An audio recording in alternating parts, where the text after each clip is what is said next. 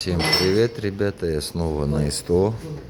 Короче, когда мне делали ходовку, звук тох-тох-тох. Ну, уехал уже, геометрию сделал, тох-тох-тох, не прекращается. Все новое поставили, шаровые, наконечники, серьги, короче, все поменяли, все новое, и звук тох-тох-тох-тох. Что вы думаете? Элементарно, банально.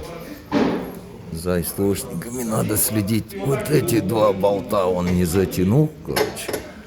И вот это шаровое тык-тык-тык-тык сюда, внутри этого рычага бьется, короче. Представляете, два болта не затянул.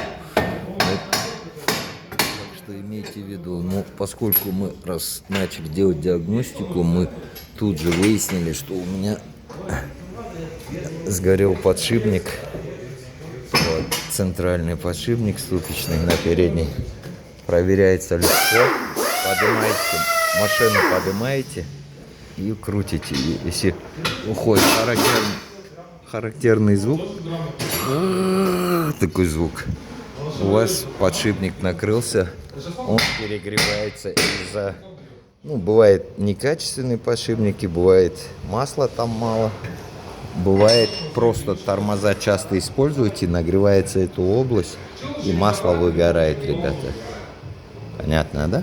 Ну, еще бывает, на дорогих машинах пыльники всякие стоят, закрывают, чтобы влага от воды, от дождя не попадала.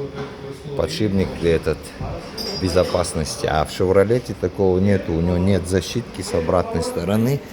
И вода, помните, в прошлом видео я рассказывал, вода отсюда попадает в подшипник, подшипник жопой накрывается. И вот мы сейчас разобрали, здесь будем менять подшипник. Он вот здесь стоит. За работу 6000 тенге отдал, за подшипник 3500 отдал. Вот, так что имейте в виду, если шумы есть, то вам... После ремонта проверяйте все болты. Скорее всего, вот мне два этих болта не затянули на левой стороне. Ну и смотрите за состоянием дисков. Вот, видите, тормоза часто использую. Съедает диски. Их лучше не растачивать. Хотя все предлагают растачивать. То есть легче купить. Он 7000 тенге стоит. Ну и следить за состоянием колодков, тормозной системы. Вот такие дела. А так все хорошо, все в тему. Есть еще болезнь. Вот мне сейчас показали здесь. Якобы, короче, вот у меня сальник типа текет. Нет, у меня сальник не текет. У него, короче, есть там проблема. Это со сцепления жидкость текет, педаль сцепления. Потом, когда тормозные колодки меняешь, лишняя жидкость вытекает тормозная. И все сюда стекает. И плюс у него иногда выбрасывает охладительную жидкость. Вот. И она тоже сюда стекает. Бачок расширительный прям над ним стоит. Вот. Видно там розовый характерный цвет, видите? Все это сюда стекает, и поэтому внешне кажется, как будто сальник бежит. На самом деле он не бежит. Как проверить? Вы просто оставляете, допустим, ушли на работу, оставили, у вас обязательно здесь будет капли свежего масла из коробки масла. Если таких масел нету, проблем нету. Все. Это чисто вот болезнь мексиканская.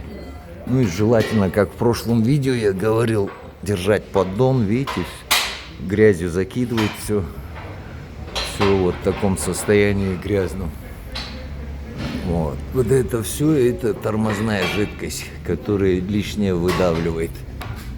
Вот здесь клапан, вот он, видите, вот с него капало, я потом течь устранил, но масло все осталось.